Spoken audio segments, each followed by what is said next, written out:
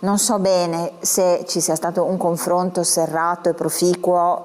con i giostrai, o se effettivamente ai giostrai questa notizia è stata calata dall'alto e quindi loro si sono ritrovati dimezzati a poter partecipare, diciamo, solo in piazza Primo Maggio. Quindi la prima cosa che vorrei chiedere all'amministrazione è comunque di cercare sempre di trovare soluzioni equilibrate e fare in modo, insomma, che siano coinvolti tutti gli attori, no? Insomma, principali, perché nella delibera si dice: ma sentiti, i cittadini si lamentano per l'occupazione di piazza Primo Maggio, per cui sì, tenuto conto anche delle riserve dei cittadini. Sì, quando ti comoda tieni conto delle riserve dei cittadini, quando non ti comoda non ne tieni conto. La tradizione cittadina, ed è bene che rimanga nelle modalità in cui può rimanere, ovviamente con tutte le sue versioni dentro la città.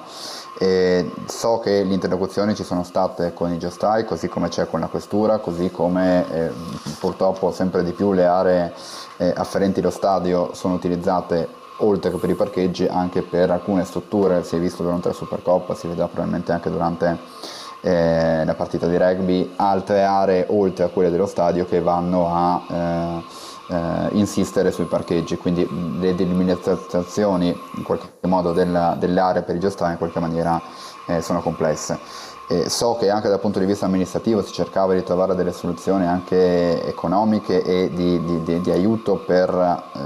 intanto tamponare evidentemente una situazione che va risolta, perché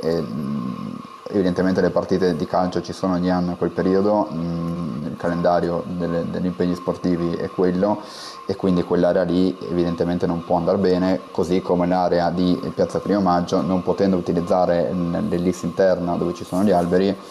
non risponde a quelle che sono le esigenze dei giostrai da un lato, e crea delle difficoltà evidenti anche un pochettino di mobilità all'interno della città.